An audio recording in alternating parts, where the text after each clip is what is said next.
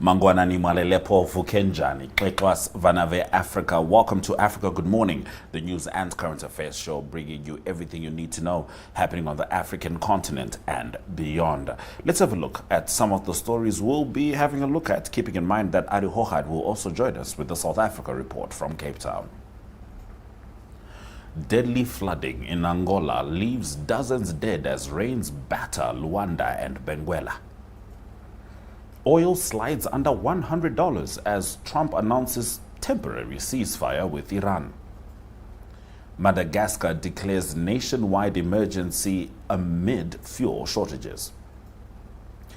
Cyril Ramaphosa of South Africa receives U.S. ambassador credentials as diplomatic tensions persist. And in Namibia, Namibia's president delivers State of the Nation address with focus on infrastructure, jobs, agriculture, and education. DSTV 285, GOTV 25, oneup2.com, Network Media Hub, NTVAFRIKA.MY.NA are precisely where you can watch the show. My name is Ashwin Bedi. We'll get into our top stories shortly. Namibia is a land of movement, with waves that never stop reaching forward. Here, adventure is not something we search for. It is something we are born into. In every corner of this country, creativity rises from artists, from athletes, from dreamers.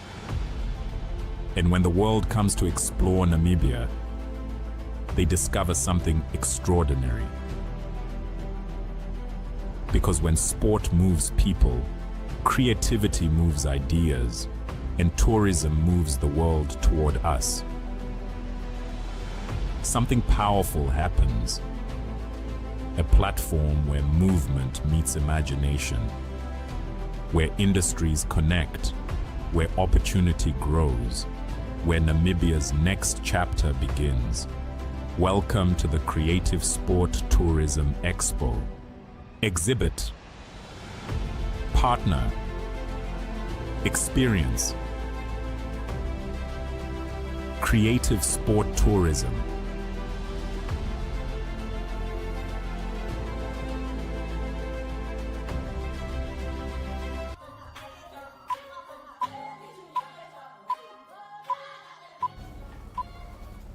Getting into our top stories.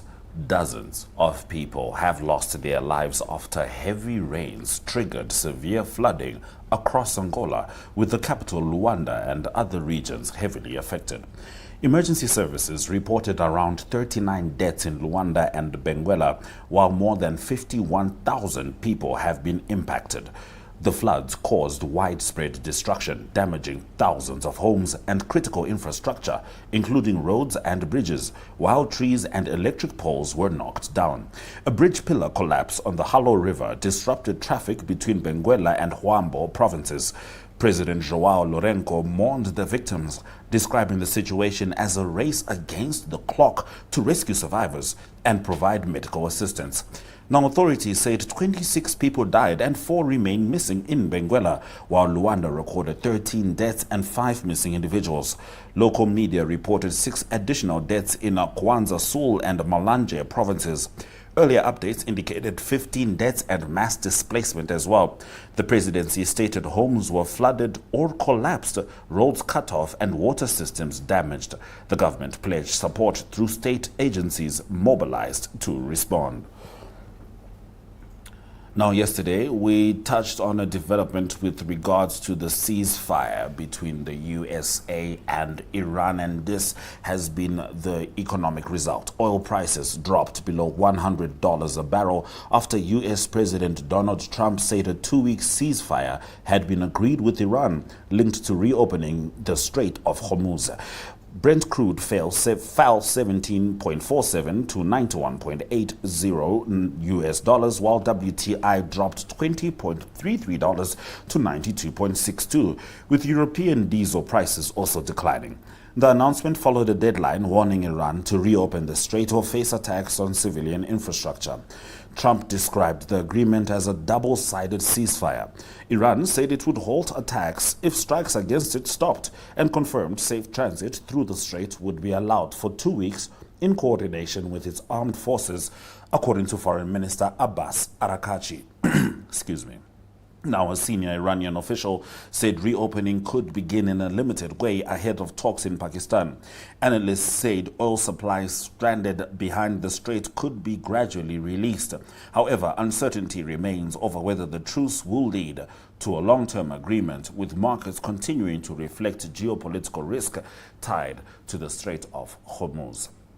There is a troubling factor with regards to this, because we do understand that this is by and large a proxy war. The USA essentially acting on behalf of Israel. Now, Israel's Prime Minister Benjamin Netanyahu, elected 6 times by the way, did say yesterday that he does not respect the ceasefire deal that Donald Trump has signed with Iran, and he feels like the war should continue at his behest. We do know that parts of Lebanon were also bombed just last night by the Israel Defense Forces. So with regards to how much the ceasefire will actually hold, we'll be keeping an eye on that. And you can see that the markets aren't quite budging yet. Yes, the initial announcement is going to give some significant change. However, when cooler heads prevail, folks realize that for the most part, uncertainty is still the order of the day. Now, we move over. Madagascar has declared a 2-week nationwide state of energy emergency as severe fuel shortages emerge following the US and Israel's war in Iran. The presidency said the move followed a cabinet meeting amid fears the situation could trigger public disorder. The country relies heavily on imported oil from the Middle East for electricity generation, and supplies are expected to be disrupted despite the announced ceasefire. Authorities said they now have powers to stabilize the power sector, manage consumption, and ensure continuity of public services, although specific measures were not outlined. Reports indicate panic buying at petrol stations, with some outlets rationing fuel and drivers queuing for hours, even as prices have not increased. Most of Madagascar's oil comes from Oman, south of the Strait of Hormuz. The conflict has pushed oil prices higher, and analysts say supply disruptions could take months or years to repair. Other African countries have also responded with measures including travel suspensions, tax changes, and fuel levy adjustments to manage the crisis. Now we swing over to South Africa and South Africa-US relations. To be more specific, we do know that Arrie Hougaard is going to give us a deeper dive in the South Africa report. But for now, President Cyril Ramaphosa formally received the credentials of U.S. Ambassador Brent Bozell during a ceremony in Pretoria, taking place amid strained relations between the two countries. Bozell, who assumed the role in February, had drawn criticism for remarks regarding South Africa's racial policies and court decisions. During the ceremony at Sefako Mahato Presidential Guest House, he expressed admiration for the country and spoke of shared values, stating his intention to strengthen ties. Ramaphosa emphasized that diplomats should respect sovereignty and raise concerns through constructive channels rather than public criticism. Relations between Pretoria and Washington have been under strain over several issues, including South Africa's genocide case against Israel and statements by Donald Trump regarding Afrikaners. Bozell had previously been summoned over remarks considered undiplomatic, including comments on an apartheid-era chant and empowerment policies. He later stated that the U.S. respected South Africa's judiciary. 19 of the envoys also presented credentials, with the United States remaining South Africa's largest trading partner on the continent. And we end our top stories with some innovation in Namibia. Minister of Works and Transport, Veiko Nekundi, has announced the introduction of a NaTIS on wheels mobile station, set to be rolled out in May to improve access to services in rural communities. The mobile units will provide over-the-counter NaTIS services to people who are unable to reach fixed offices due to long distances and time constraints. Each region is expected to receive 1 unit. Nekundi said many farm workers struggle to access NaTIS services, and the initiative aims to bring services directly to them. Each unit will accommodate up to 8 learners at a time, allowing around 40 learners to complete testing per day. The cost of each mobile station is estimated at 4.2 million Namibian dollars. Have a look. Finish 64 questions. The system also marks it by itself automatically. There will be an examiner in there just to invigilate the testing, and then after that, if you've passed your learner's license test, you can also have your learner's license certificate issued here at this office. Yes. So explain. Happens, and we're able to integrate with Home Affairs. We can do the fingerprint scanning. Maybe the aim why we are doing that as well is obviously to curb corruption and people writing tests on behalf of each other. Our computerized learner's license testing facility here, these are all HP machines. We can accommodate about 8 students at a time. So if we do about 5 sessions per day, 8 times 5, we can do about 40 learners per day. And we feel that that is a massive improvement in our efficiency. So obviously this truck will also be used not just to decentralize learner's license testing, but also to decongest the current offices that are extremely busy. System here is to measure the person who's writing the test, your fingerprint, you are the one here. And here to continuously monitor you that indeed the face is sitting in this chair, it is you, so that you do not lock on and then you disappear. So your face and your fingerprint will constantly be monitored. Eliminate corruption, somebody writing on your behalf. The camera to check your face continuously until you are done is a fingerprint to link on. So your fingerprint and your face are interrelated. The moment if it's 4.2 million. So times then 14 to give you the indication. It's around 50 million somewhere.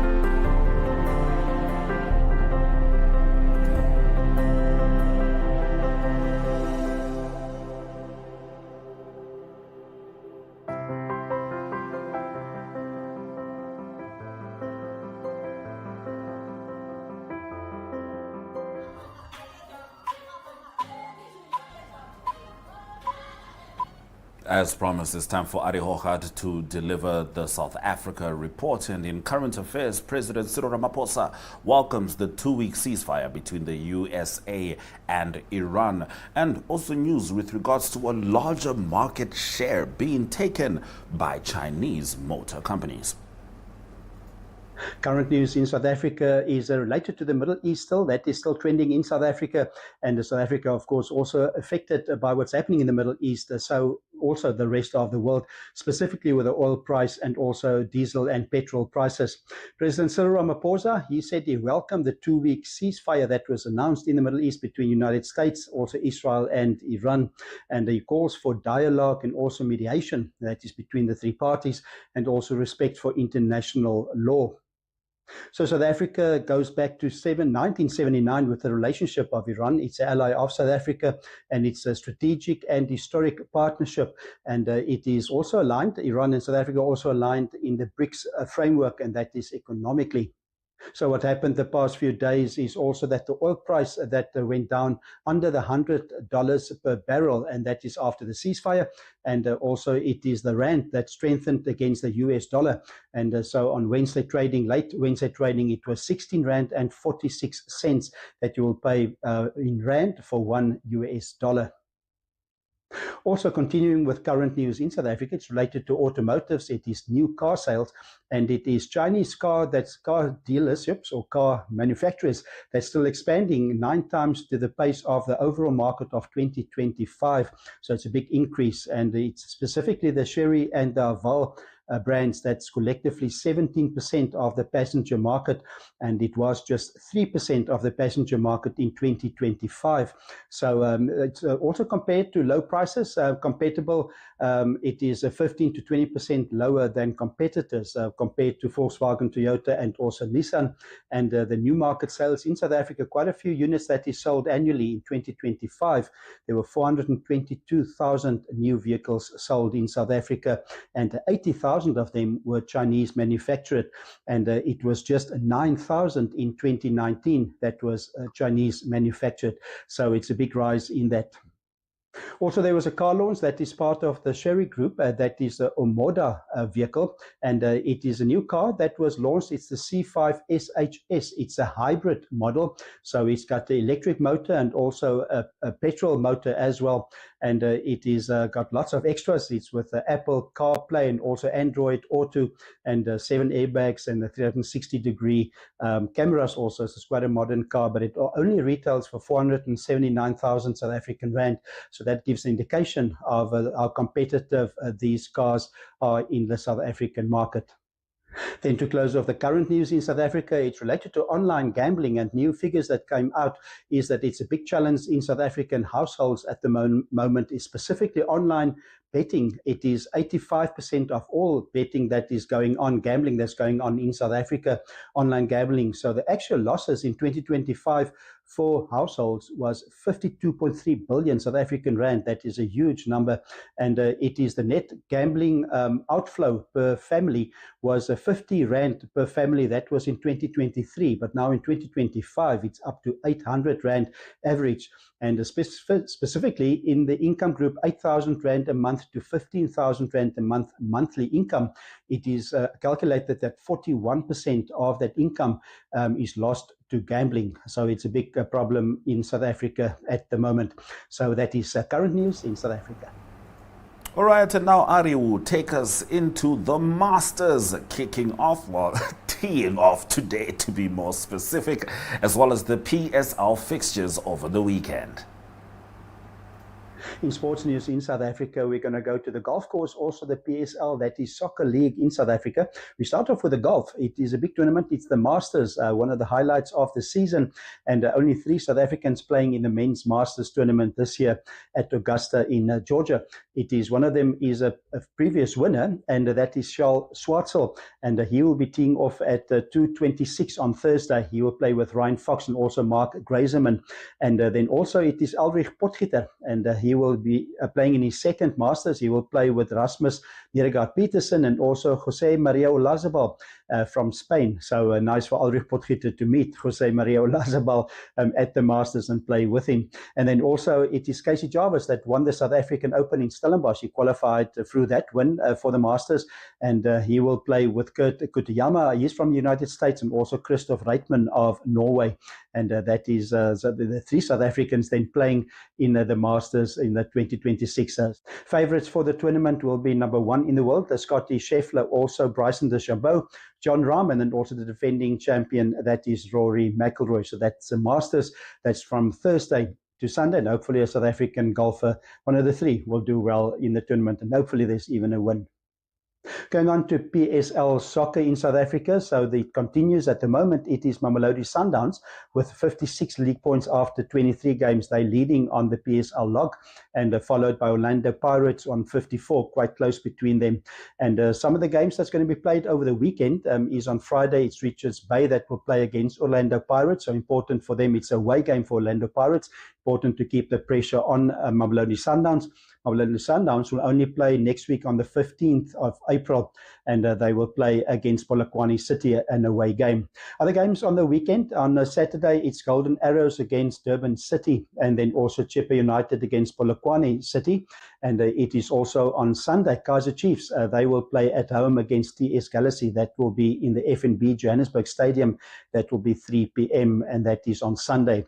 So everybody trying to catch Mamelodi Sundowns. Amazing achievement for them in the past 7 seasons. They won the PSL 7 consecutive times. In the last 10 seasons, they won 8 titles, so dominating the PSL league in South Africa. So that is sports news in South Africa. Now, Arrie, tell us about the Fancourt Hotel and Spa, which is on the Garden Route. In entertainment in South Africa, we go to the Fancourt. That is the Hotel and Country Spa. We go there because they've got brilliant golf courses, and that is related to the Masters Golf that's taking place at the moment, or will start on Thursday and through to Sunday. And it is the Fancourt Hotel and Country Club that started in 1989 already, and at the moment rated in the top 10 lifestyle estates in the world. And so they've got 3 brilliant golf courses, actually 4. The 4th one is just a 9-hole course. The 3 that's 18 holes is the Links course at Fancourt, that's rated number 1 in South Africa by Golf Digest. And then there's also the Montetjie and the Outeniqua golf courses with brilliant views on the mountains, always well kept, and there's lots of water and it's very scenic on all of those golf courses. There's also a Links Experience 9-hole golf course as well, and so lots of golf options at Fancourt, and it's on the Garden Route, so it's a great place to go on holiday for visitors from Namibia and tourists alike. And there's quite a few restaurants as well at the Fancourt Hotel and Country Club. And it is, firstly, it's the Club Lounge. It's closer to the golf clubs. And then there's also La Cantina. It's a taste of Italy. There you can have a nice Italian pizza as well. Then Monet's, it is a French-style restaurant with a great outdoor looks. And then Shinju, it is a Japanese restaurant. So lots to offer. And of course, accommodation as well. It's 5-star, that hotel and spa, and 115 rooms and suites that you can get to stay in at Fancourt. So that is a brilliant option. And then besides that, once you're in the hotel and you're staying there and you have played golf, there's other activities as well. It's leisure activities, they call that. It is in our cinema that you can attend. There's a fully equipped gym as well. There's fishing. You can go for leisurely trails, and there's bowls that you can play, and there's pools to swim in, and multi-courts, tennis courts, and paddle as well. So lots to do at Fancourt, one of the elite and premier places to visit for tourists on the Garden Route in the Southern Cape. So that is entertainment news in South Africa.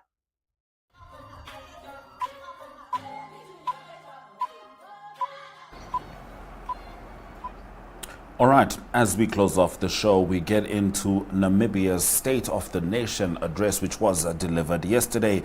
As President Netumbo Nandi-Ndaitwah said, government has begun upgrading sports infrastructure to meet international standards, positioning Namibia to host major events and boost revenue generation.